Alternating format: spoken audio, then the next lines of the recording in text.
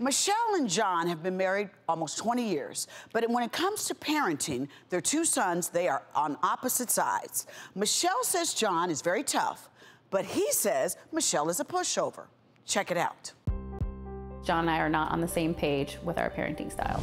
My wife wants to talk it out, but first there should be discipline. I want my husband, my sons, to be able to handle their emotions and deal with things instead of flipping their all the time. I'm old school, I was raised old school, and I'm proud of it. It's 0 to 150. There's no in between. If my wife weren't stopping me, I probably would push my son down onto the floor and literally sit on him until he got under control. I'm either really pissed or I'm just gonna ignore you. I feel like when I'm calm and I'm reasonable, I don't get any attention paid to what I'm trying to say. And if I go crazy, hey, this is what's wrong, this is what you're doing, then somebody's listening to what I have to say. John will always tell me talking to them doesn't work, and then I will say, well, screaming and yelling at them and getting in their face and pushing them around doesn't work either.